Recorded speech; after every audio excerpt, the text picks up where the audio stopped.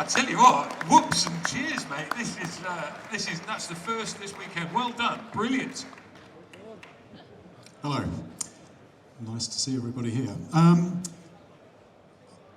been talking all morning, and the question everybody asks me is, what are you doing now? And in sort of TV language, I'm in development. I'm doing development, which is when you hear actors saying I'm resting, it basically means they're unemployed, or it means they're between jobs. I'm sort of between jobs. I'm trying to get some stuff off the ground.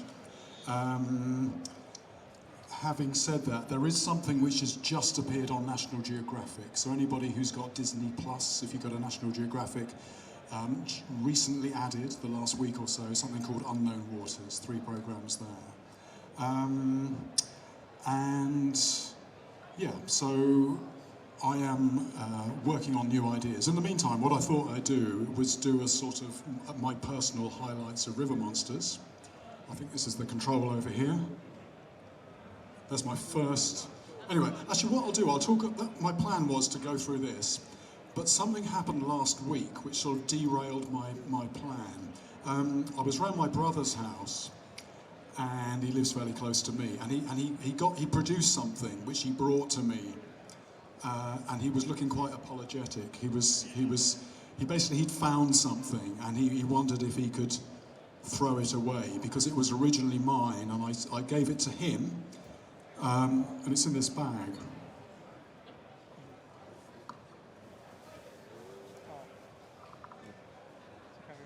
So this is the bag that I took on my very first overseas fishing trip. So in 1982.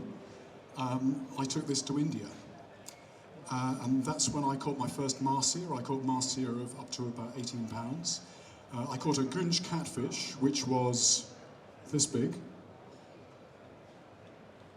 I think 4 foot 7.5 inches or something. It weighed about 30 pounds, which you think it might be a bit light for a fish that length. But gunge catfish have, or when they're young, before they get a bit beaten up, they have tentacles on their tails. So that was including the tail tentacles. I caught it on spinning gear, 11-pound line. It took me about 200 yards down the river. Gunge catfish, what they do is they sink to the bottom. They've got massive pectoral fins, and so on an 11-pound line, you can't shift them. So what I had to do, I had to bomb this fish with rocks until it moved off, and eventually after half an hour I got it in. Anyway, so that's sort of the history of this. And then I've written another list here. I then took it to Thailand in 1984. That's when I got arrested for spying. Some of you might have come across that story. It's a bit too long to tell now. 1985. I took it to a country that no longer exists. Well, the country exists, but it's changed its name. So I went to Zaire, which is now Democratic Republic of Congo. Oh yeah, in Thailand, by the way, I caught nothing. I was away for 2 months, I caught nothing. People who think I'm a successful angler, caught nothing, 2 months in Thailand. I then went to Zaire, 1985, for 2 months and caught nothing with this bag.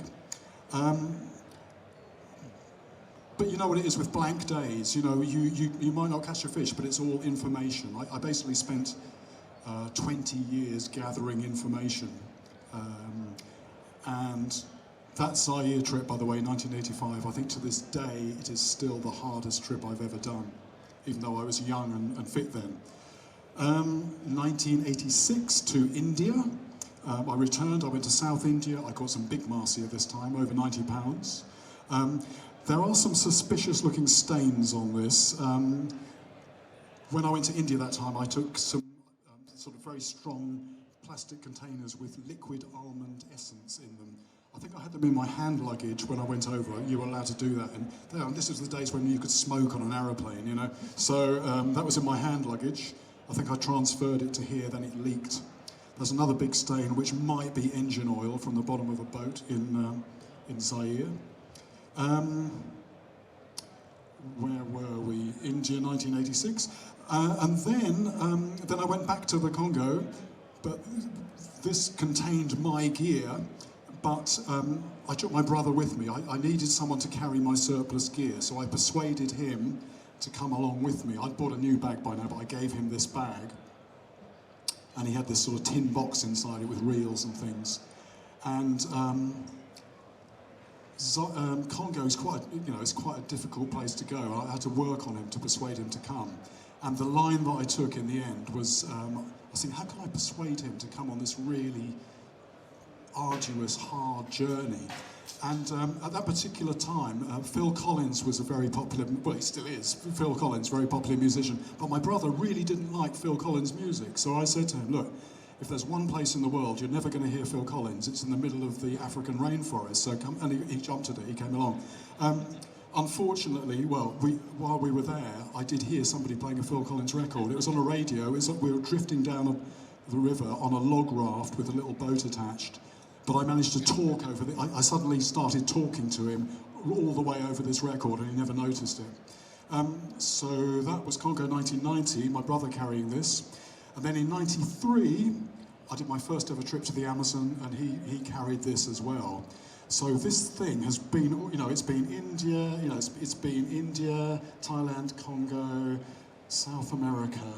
And then my brother lent this to my nephew last year. He took it to Thailand, and that's when it finally gave up the ghost. All of the zips are broken, none of the all the seams are going. So he was going to chuck it out. And I'd not seen it for a while. I thought, yeah. And then I thought, no, it's that's about all I've got in the way of physical things linking me with my very first trip. Mind you, do I want it cluttering up my house?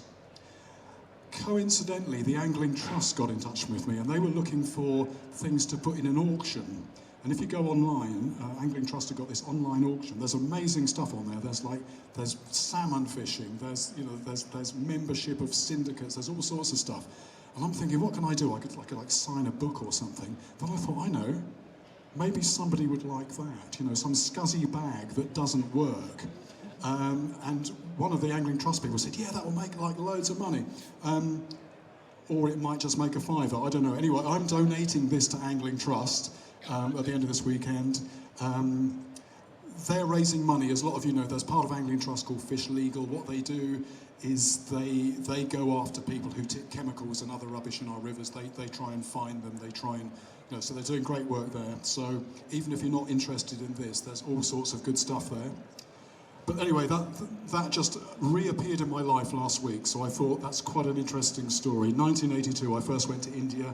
I then spent 20 years travelling all sorts of different places, writing the occasional article in magazines, doing odd jobs. And then after 20 years, I made jungle hooks in the Amazon, which some of you will have seen. And then a few years after that was the first river monsters. So a bit of history there. Right, so river monsters, a few highlights. Something that people ask me a lot. I'm going to sit down, those lights are in my face a little bit. You can still see me, can't you? Not that you want to see the screen, really. People often ask me what my most memorable fish was. And I can never answer that question. I can never narrow it down to one. But there's a definite shortlist. And this would be on the shortlist. This is a short-tailed stingray caught from the Paraná River in Argentina. And this is one of the longest fights I've had with a fish. 3 hours, 50 minutes, so 10 minutes short of 4 hours. I'm not particularly proud of that. But, what I tend to do, wherever I go, I will gear up. I always think, what is the biggest fish that I might hook? And then I gear up for that. So I'm often fishing heavy. I'm not really fishing for sport. I want to get it in so that I can show it to the camera. This fish here, I'd fished about 10 days. Oh, thank you. We were struggling. Sometimes we really struggle for the fish. I think I'd been there 10 days, which is a lot longer than I normally have to fish. And we didn't have the big fish. And I put a second rod out. 80-pound line, but the rod that I had was a sea fishing 30-pound glass rod. I mean, that's a meteor rod, but on a fish like this, it just folds over. And so we're playing it with the boat. We're just trying to shift it off the bottom. And what happened? We ended up. I got it on the move. We're coming down the edge of an island. And a fish like this, you're never going to lift it through the water column, even on 80-pound line. Unlike most fish, it's not neutrally buoyant. This is negatively buoyant. Even if it's dead, you're not going to bring it up. So we're coming down the edge of this island, and I'm trying to just pull it up into, we got on the island side, and we're trying to bring it up this slope, and eventually there it was. And going by the measurements, I know I'm using perspective here. This is the old angler's trick, but that's still it's a very large fish. It's like a giant fried egg, and about 280 pounds. So in more everyday language, that is 20 stone. A lot of you probably remember that Goliath tigerfish, so Congo. So those two trips that I went on, not catching anything, it's gathering information. This is the result. It was a real gamble to go there, and these are fish that even if you find them, they're really good at, even if you find them, even if you hook them, they're really good at throwing the hook. They will jump out of the water and just spit the hook out. The mouth is so bony. I was using, again, heavy gear. I'm using 150-pound braid, I'm using a wire leader, and as soon as I'm hooked up, I'm almost locked up. I want those hooks to set. I had fish even, as one fish I hooked, it tore off, I'm hanging onto it, and suddenly it went slack. I'm thinking something must have broken, like the swivel or something. Nothing's broken, the hook has just come out. So that was, that's a huge highlight from River Monsters. That one there, South America, depending where you catch it, in like Brazil they call that a piraíba, where I call that, in Guyana that's a lau catfish. And again, when people normally catch those, they're interesting. They can set off an incredibly long, powerful runs. And then if you stop that, if you probably need a boat then, you need to chase it, they then are really good at staying deep. You are really struggling to get them up. I was fishing at night, as you can see. What I wanted to do, I didn't want it. If a fish starts running, it's got momentum. Once it's going, it's really hard to stop it. I thought my tactics, because I was in this pool, lots of rocks. What I want to do is I don't even want. I want to stop the fish before it gets going. So I was using a 6 foot, sea fishing rod, a shark rod basically, about as bendy as a broom handle, a massive Shimano 50 reel, Chiagra 50, 80-pound nylon. I use quite a lot of heavy nylon. I used to. In that situation, there's lots of rocks, and braid, under tension, hits a rock, you risk it just going through. So, but it's hard to, nylon's very hard to work with, heavy nylon. But on a big reel, you can't cast that. You've got to basically place the bait. But so basically, shark fishing gear, the reel almost locked up. We've got the boat, but we really don't want to be getting in the boat in the middle of the night and chasing this down the river. So we managed to keep it close, and another massive highlight. And that's another South American fish. This is Arapaima. I've got quite a bit of history with Arapaima. And the memorable thing about that is it's not just the size of the fish. That's possibly 250 pounds. If you follow the line on the end, it's looking a bit bedraggled now, but that was, I was fly fishing. Although, the terminology, has anybody ever seen a fly sort of 8 or 9 inches long? I mean, it's not mimicking an insect at all. It's obviously, when that's in the water, it's fluttering like a small fish. I'm not an expert fly fisherman. It's something I got into fairly recently. And because of River Monsters, I got some great opportunities to do some very interesting fly fishing. But a lot of that was at the very heavy duty end, 9, 10, 12 weight rods. It's only more recently I'm doing catching little brown trout and stuff. And what's interesting about that is you would imagine that a fish that big, you're casting this fly out and you're just twitching it back, you'd imagine if something like that takes, you're going to really know about it. Complete opposite. The take, when that fish took, if you can imagine a line, it's like somebody just flicking that line. You almost don't feel it. But if you think what's happening is, so just to rewind a little bit, the thing about arapaima is they have this really interesting adaptation. They can come and gulp air from the surface, and a lot of these lakes, in low water conditions in the Amazon, the water gets low and it's deoxygenated. A lot of fish struggle in those conditions, but the arapaima can come up, it can breathe from the air, and it can carry on hunting. But what that means is they give their position away. And again, we'd been struggling to catch something, so we went to this lake, and I'm talking with the local guide, and it's like, right, I'm not even going to cast. I'm not going to cast until we see a big fish that I can present the fly to. You know, a lot of us who fish, but actually particularly on TV. When I started with TV, you know, I turn up to the water. We've got a whole film crew. You know, we've got all this kit on hire and stuff like that. And the director would be going, "Come on, come on, come on! You've got to be fishing." And it's like, no, no, no. It doesn't work like, you know. I am fishing now. I'm looking at the water. If I get it right, very often your best opportunity is, you know, straight up. You know, it's your first cast. It's if you just march up to the water and you thrash the water. You know, that's not how it works. So I've got film crews trained now on that. But in this case, it was like we're just going to go out. We're just going to see if we see some fish. We're going to try and find a big one, and we're going to target that. So we went out. We're paddling really slowly, and we found a group of 3 fish. 2 small ones, which if it's arapaima, that means fish sort of 70, 80, 90 pounds, and 1 bigger one. And we just followed them as they moved across the lake. And then we were a bit, you know, we were in a fairly close position, and we know a small one came up. 5 minutes later, another small one came up, and then we saw the big one move. So they're coming up from down. You see the surface move, they go down, and they're sort of like burping air out of their gill slits. And so there's a fizz of bubbles on the surface. And so I managed to get the fly out. My fly casting is not great, but I got it out into position.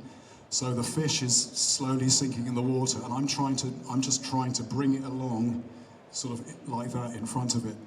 You know, thinking in 3 dimensions, it's got to be in front of it, but at the same depth. And I'm stripping, and I felt the take, and so I'm stripping the line to try and make contact with the fish, and there's nothing there. And I think I counted on the film about 11 or 12. I'm pulling like that. But if you think about it, a fish like that is actually coming towards me. It's seen the fly. It's coming towards me, and just one beat of its tail, it's drifting. And I'm trying on a fly, you know, a normal reel. You know, off you go. I'm just trying to take up that slack, and eventually. And the other thing is, I'm just throwing all this fly line behind me in the boat. And what I don't want that all caught around my leg, around the boat, because if I hook that fish, suddenly this line, you know, I've got to be able to just feed that line out without getting caught. I don't want it forming a knot. If it forms a knot, suddenly that knot hits the first ring on your reel, and just pop, pop, pop, pop. All the rings are gone, rod breaks, thank you very much. So it's very intense. Anyway, felt the fish, stripped, managed to make contact, and you know, that's sort of the hardest bit over.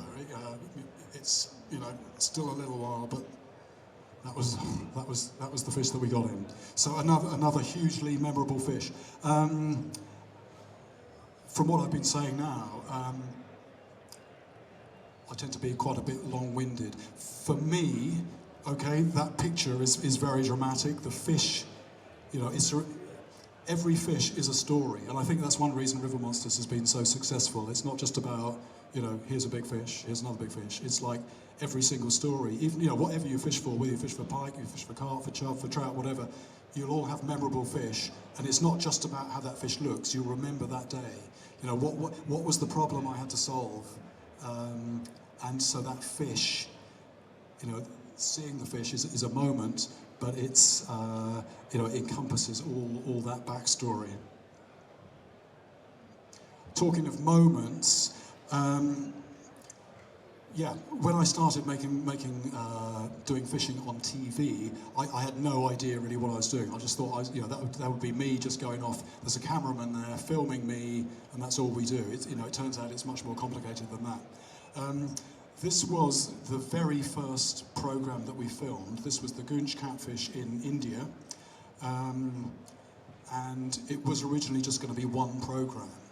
And that was it. It was on Channel 5, I think, here, and it was commissioned by Animal Planet, Past Discovery in America. And because of the result that we got, they came back and said, "This is incredible. Have you got any more stories like this?" And back then I thought, no, there's nothing really quite like this. But it turned out there were, and we kept going for like another 10 years plus. One of the reasons I think we've been successful is, as I just said, every fish you catch is a story, or a lot of fish you catch is a story. And on TV, because it's a visual medium, it's about showing that story. And the thing that, a lot of it comes down to moments. And if you fish, there are two moments that it's all about.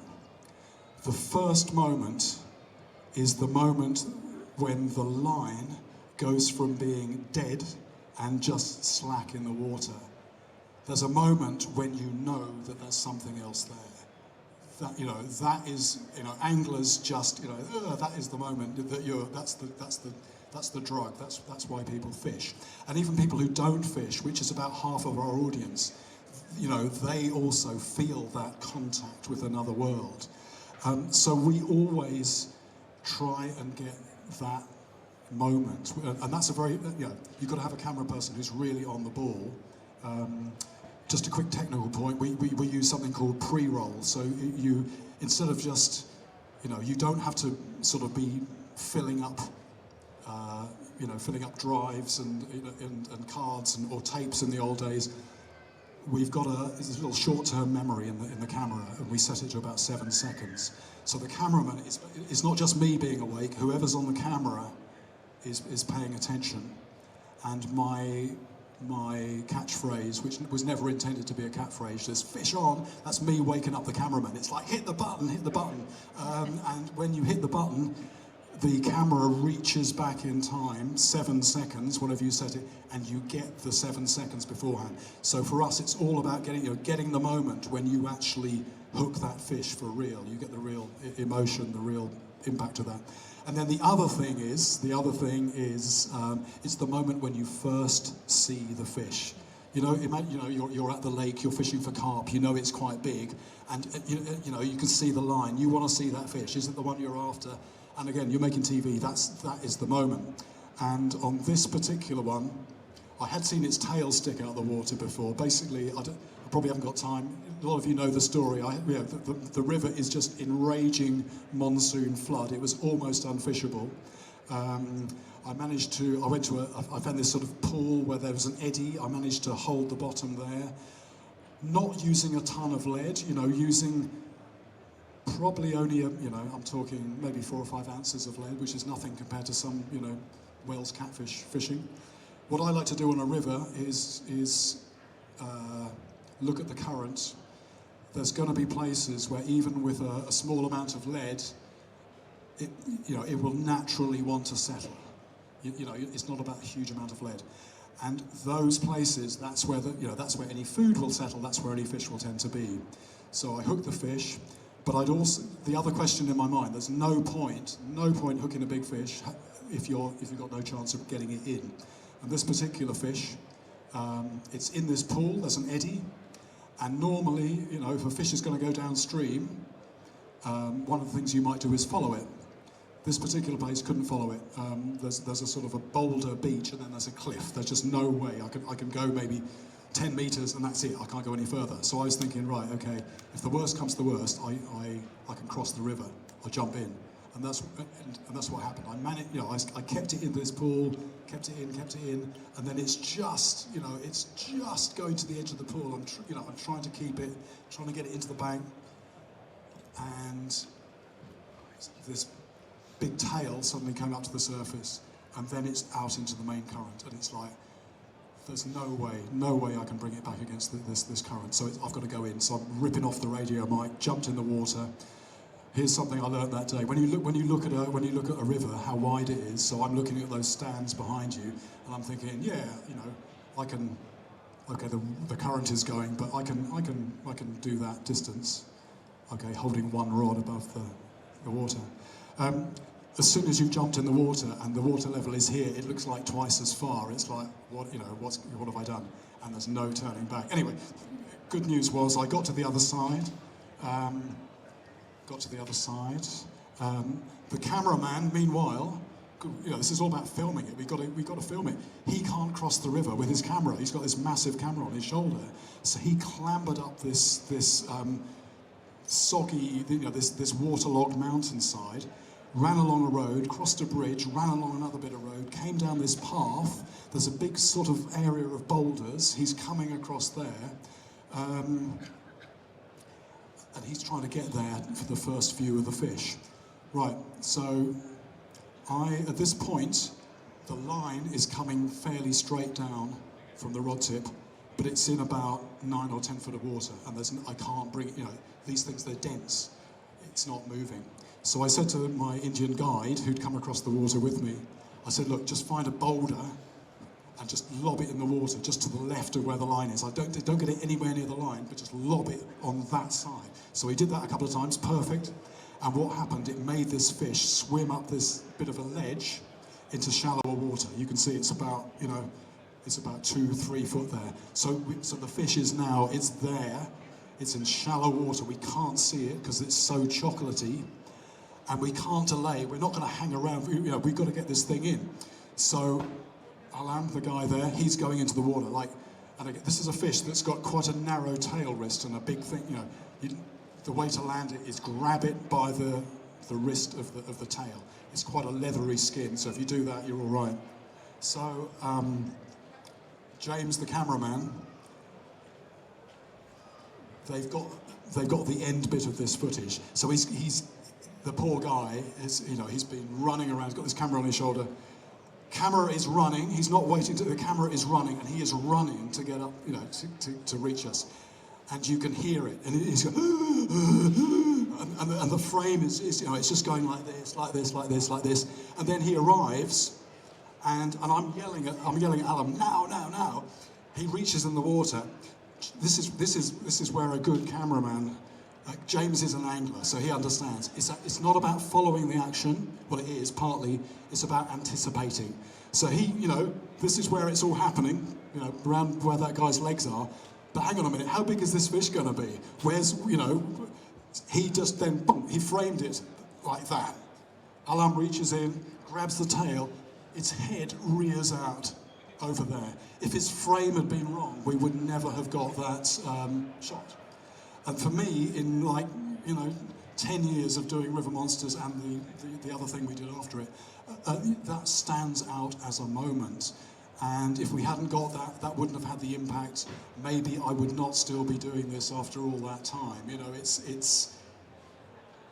fishing is about taking opportunities, but your camera people have to be on the ball as well. Anyway, I'm very good at long-winded stories. I'll go to the next picture. Another highlight for me. This is not angling, but this is fish. This is I got to do some underwater stuff, really good underwater stuff as well. This is an oarfish, which some of you might know about. It's a deep sea fish.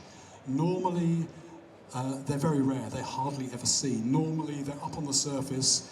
They're either dead or they're dying, and we don't know very much about them. This was in the Mediterranean. At one point, I had 3 of them with me. I think maybe one other person has been filmed actually with an oarfish. And again, for me, it was amazing to be with that animal, which seemed very relaxed about me being there. But underlying that experience was the fact that it's nighttime. I have got 1.5 miles of water underneath me, and in the back of my mind is if my buoyancy, if my buoyancy fails, okay, I've got a safety diver. There's other people there, but the thought of 1.5 miles of empty space before the bottom, it just makes that such an intense experience. So that was another huge highlight. And then after River Monsters, so what happened is we basically ran out of stories of sort of fish that might bite you or pull you under or electrocute you or spike you with a prong or whatever. It was sort of originally made for American television, and they, when something's successful on TV, they basically want you to keep doing more of the same, just keep doing this. And we just went to them and said, there's nothing like, that we've used up all these stories. So we had to think of something else, and we did a series called Mighty Rivers, which is bringing things out from the fish more to rivers as a whole. And particularly these days, rivers are quite sort of vulnerable environments. There are problems. There's damming, there's overfishing, there's pollution. Let's look at the great rivers of the world and see what the picture is. And this was the Yangtze in China. Looks very beautiful there. That's the rivers coming out of Tibet. What it's doing there is very interesting. I'm standing, there's a big lump of ancient rock. And when the Yangtze starts off, it's running next to the Mekong. The two rivers come together. The Mekong keeps going. The Yangtze hits this mountain, does a sharp left, and comes out in the South China Sea instead. So this is a sort of a very key point geographically. So that's Yangtze. One of the problems on the Yangtze is China has exploded as an economic power, an industrial power recently. In order to keep that going, the construction that is going on there is just crazy. One of the things they need sand for construction. That sand comes from the bottom of the river, and so that's environmentally that's a huge thing. So we documented that. That is what blanket weed looks like. That's on the Mississippi, and that's what happens when you get too much agricultural runoff, nitrates, phosphates. It just chokes the river. That's the Ganges in India. That is industrial waste, and it's just coming down a ditch straight into the river.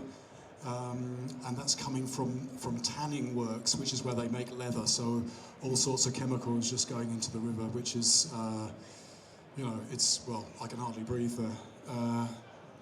And that's untreated sewage going into the Ganges, huge amounts of that as well.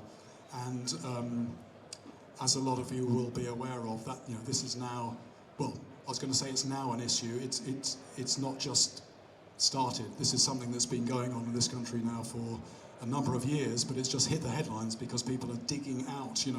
There is now a light being shone on what is happening now in this country. Our rivers really do need some help. And actually, as coincidentally, tonight, if you're back home in time, or if not, get it on the iPlayer.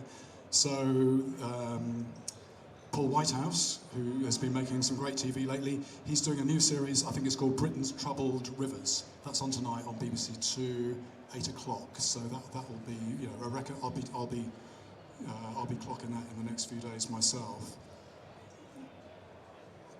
However, these programs, when you hear about things, the trouble that rivers are in, it's easy to get depressed. It's easy to think, there is no point trying to protect our rivers, protect anything else, because things have already got too bad. The great thing about natural systems is if you give them a little bit of help, they have the ability to turn themselves around. This was in the Danube. We met a couple of guys, just two people, father and son.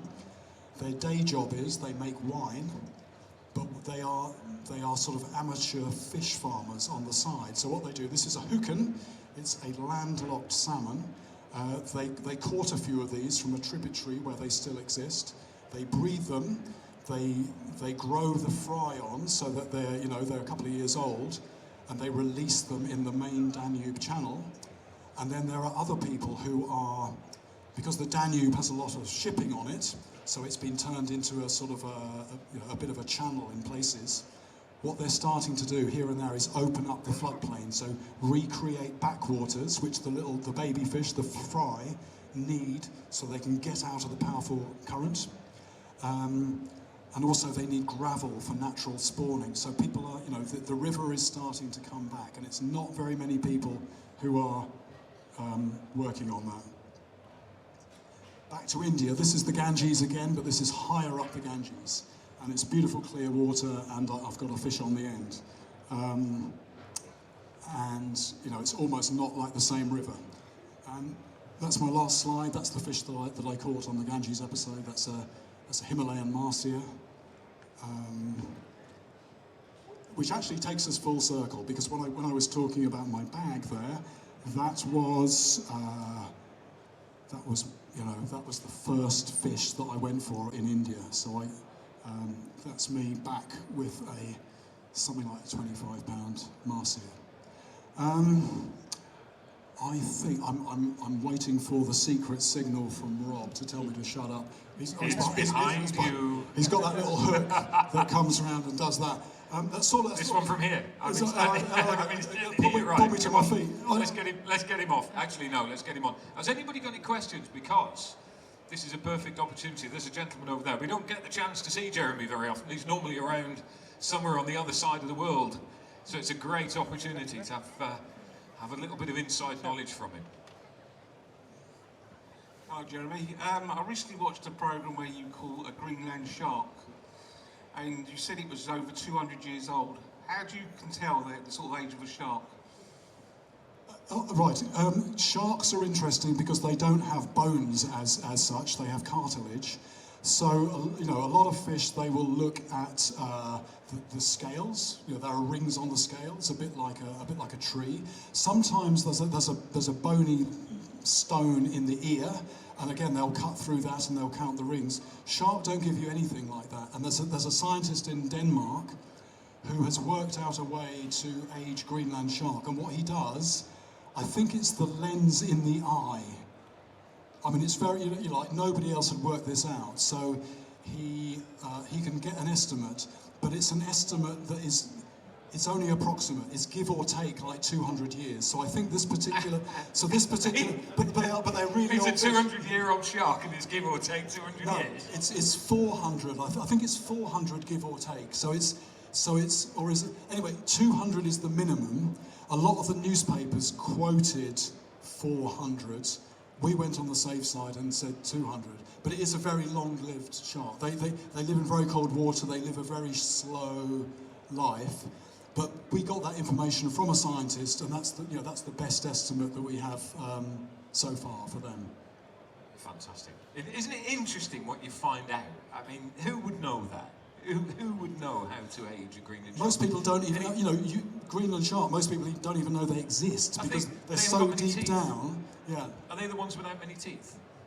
Are they quite gummy, or are they really are they sharp teethy, like scary God, things? I'm just trying to think. I didn't investigate because no, they have got teeth. They haven't got grey big gnashes like a great white, have they? No, they're not really. They're not really sharp cutting teeth. They are almost like sort of turkey teeth. Parallel ridges. They will make a bit of a mess of something, of a fish, but they're nothing like, say, a tiger shark or a great white. Nothing like that. They're more, they're a bit bitey, but they're not as bad as some of them. Don't go near the sharp end, and that's a blunt end, but it's still like a 200-year-old set of gnashes. You don't want to get in them anyway. Yes, madam. What's your favourite fish you've ever caught? This is one of the most hard questions. Right, the favourite fish. I can never narrow that down to one. I showed you some of the highlights there. I've got a lot of history with Arapaima. Here's the thing. A lot of people who fish, they start to get this feeling that fish, this sounds weird, fish have personalities, they're individuals, they're not just, you're not just fishing for carp, you're fishing for a particular carp, which has a sort of, it might have, am I right? It might have a sort of known behaviour or known preferences for where they hang out and stuff. Anyway, Arapaima, I spent a lot of time just hanging out with fishermen in the Amazon, learning about them. They can be incredibly stupid, like very naive fish, or they can be ridiculously intelligent. And a very good example, I was with a bunch of guys who were trying to net them. When you net Arapaima, what you do is imagine there's a lake, and what you do is you paddle a bunch of you paddle your canoes onto the lake, and you just sit there really quietly. You're waiting for one of them to come up to the surface. Remember, they come up to the surface. You see one down the bottom corner, you quietly paddle down, you put a net around where you think it is. You wait, it comes up again, you put another net across that. So what you're doing is you're gradually closing it in. And then what these guys will do very often, they'll then start beating the water with sticks. You're trying to panic that fish. What it does, it belts off, it hits the net, it gets wrapped up in the net. They come in, they harpoon it. This is the reality of commercial fishing. However, arapaima that have been hunted and which have escaped a few times, they're really clever. They won't panic. Even though they've got to come to the surface. It's like submarine warfare, it really is. It's like hunting a submarine. They will go, sometimes they will try and find a little gap under the net, even though you've got lead along that line. But the most amazing thing I saw, I was with this bunch of people, and I'm just in the dugout canoe with one of them, and he suddenly went, oh, he says, it's escaped. I said, what do you mean? And he said, one of the lines that supports the net, you've got these sort of cork floats, wooden floats. He said, one of the floats just went like that. And I said, well, what do you mean? So it bumped into the net. He says, no, it's gone through. He says, come, I'll show you. And so he went along, he pulled up the net, and you imagine a nice net with all the squares in it. There was just a hole there, and the net hardly moved.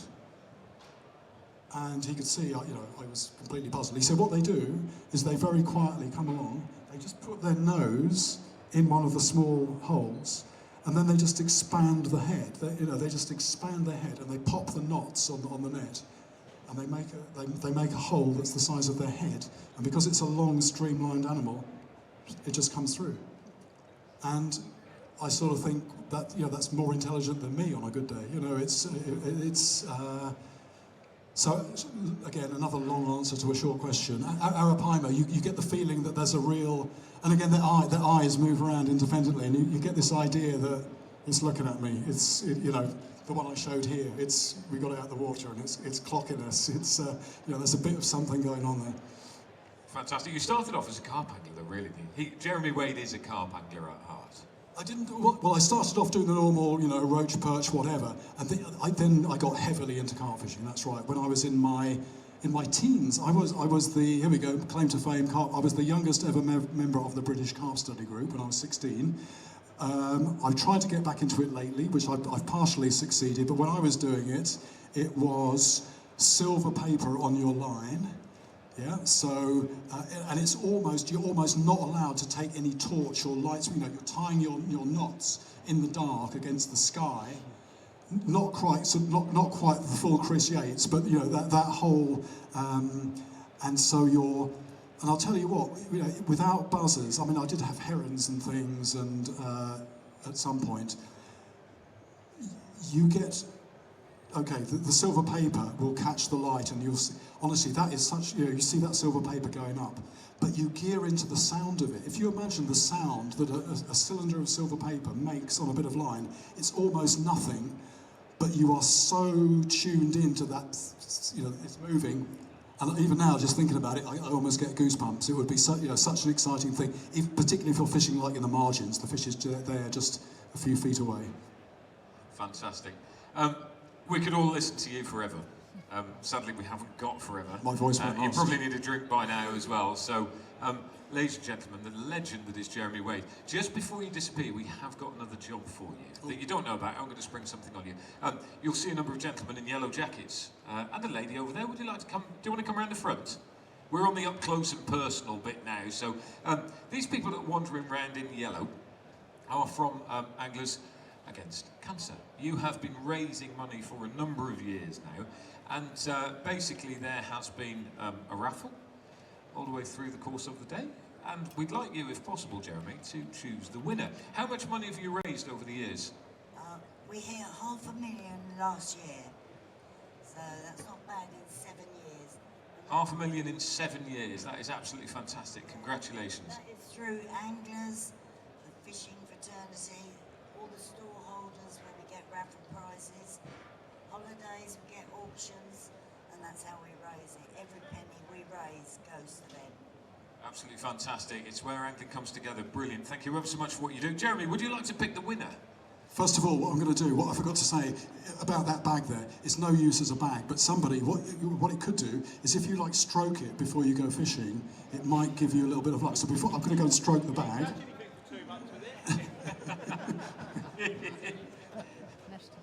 So I stroke the bag. There's a soundbite. Jeremy Wade stroking his bag. Well done, Jeremy. And now, I'll delve down. Hopefully you will be in the audience. I will. If you're not, then your telephone number will be back. So on that number. I'll give to Rob. Who's Thank you. Who hasn't got his glasses on? All right, I've got some spare reading glasses, which I use for time. Not as two.